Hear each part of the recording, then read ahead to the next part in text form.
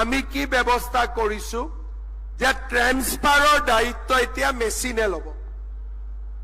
লাহে লাহে মন্ত্ৰী এমএলএৰ পাৱাৰে নাথাকিব ট্ৰেন্সফাৰ কৰা। যেনেকে এটিএমত টকা লওঁ তেনেকে ট্ৰেন্সফাৰ খুজিলে কম্পিউটাৰত এপ্লিকেশ্যন দি দিম, কম্পিউটাৰে ট্ৰেন্সফাৰ দিলে দিব, নিদিলে নাই। জাগা থাকিলে ট্ৰেন্সফাৰ দিব, জাগা নাথাকিলে নমস্কাৰ এটা ওলাই আহিব যে তাৰমানে আৰু ইয়াত সুবিধা নাই। কাৰণ আমি অসমখনক ধুনীয়া কৰিবই লাগিব। আমি অসমখনক সকলো ফালৰ পৰাই আগুৱাই লৈ যাবই লাগিব। এনেকুৱা কোনো চৰকাৰ নাই য'ত জন্ম তাতে মোক চাকৰি দিব। আমাৰ মানুহে কি বিচাৰে যে প্ৰথমতে নিজৰ জিলাত চাকৰি হোৱাৰ পিছত নিজৰ ব্লকত আৰু পাৰিলে নিজৰ গাঁওখনত, আৰু লাষ্টত গৈ গৈ ঘৰতে হলে আকৌ ভাল, মাজে মাজে অলপ অফিচত গৈ থাকিব পাৰো, মাজে মাজে গৈ থাকিব পাৰিম। এই ব্যৱস্থাবিলাকৰ কাৰণে লাষ্টত গালি কোনে খাব লাগে? যেতিয়া মেডিকেলত গৈ নাৰ্ছ নাপায়, মেডিকেলত গৈ ডাক্তৰ নাপায়, গালি কোনে খাব লাগে? হয় অশোক সিংঘালে খাব লাগে, নহলে আমি খাব লাগে। আমিতো চাকৰি দি দিলো, আমিতো পোষ্টিং অৰ্ডাৰ দি দিলো, কিন্তু ল'ৰা ছোৱালীয়ে একেটা জেগাতে থাকিব খোজে।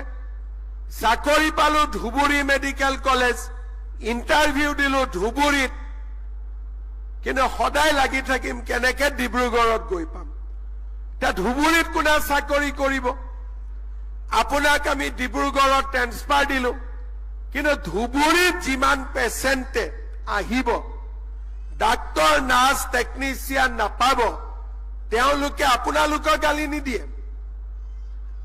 তেওঁলোকে কাক গালি দিব? আমাক গালি দিব। এই ডাক্তৰ নাই, নাৰ্ছ নাই, চৰকাৰে কি কৰি আছে? চৰকাৰে কি কৰিব? আকৌ আপোনালোক যদি মই কোনোবা জেগাত ভ্ৰমণত গৈছো, হাতত ধৰি মামা মোক জলদি জলদি ট্ৰেন্সফাৰ কৰি দিয়ক। এই যিটো বেমাৰ, এইটো এটা আমাৰ ল'ৰা ছোৱালীৰ মাজত বেমাৰ। অসমখন আমাৰেই। যদি আমি ভাবো যে সব কাম ঘৰত থাকিয়ে হ'ব, সেইটোতো সম্ভৱ নহয়। আমি যেতিয়া সুযোগ পাম ট্ৰেন্সফাৰ আমি ল'ম, কিন্তু প্ৰথম দিনাৰ পৰাই এই মাত্ৰই অলপ পিছতে আপোনালোকে এপইণ্টমেণ্ট লেটাৰ পাব। যাৰ যাৰ পোষ্টিং ভাল নহ'ব, ভাল মানে ঘৰৰ পৰা অলপ দূৰত হ'ব, লগে লগে মোবাইলত মাৰা আৰম্ভ হৈ যাব, কাৰ কেনেকে কি কৰিব পাৰো। এই বেমাৰটো আমি ওলাব লাগিব। সেইকাৰণে এতিয়া আমি কি কৰিছো যে গভৰ্ণমেণ্টৰ ট্ৰান্সফাৰ এটা আমি পোৰ্টেলৰ জৰিয়তে কৰিছো যে আপুনি ক'ত আহিব, আপুনি ক'ত যাব, দুজনৰ মাজত ট্ৰান্সফাৰ কৰি লওক, আমাৰ কোনো আপত্তি নাই। কিন্তু চৰকাৰক তাৰ মাজত নাটানিব। কোনোবা ডিব্ৰুগড়ত আছে, কোনোবা ধুবুৰীত আছে, নিজৰ ভিতৰত ট্ৰান্সফাৰ কৰি লওক। তাত আৰু চৰকাৰৰ কাম কোনো নাথাকিব। কিন্তু চৰকাৰক ডিব্ৰুগড়তো নাৰ্ছ লাগিব, ধুবুৰীতো নাৰ্ছ লাগিব। চৰকাৰক ডিব্ৰুগড়তো ডক্তৰ লাগিব, আমাক ধুবুৰীতো ডাক্তৰ লাগিব। তাৰ মানে যদি সুবিধা আছে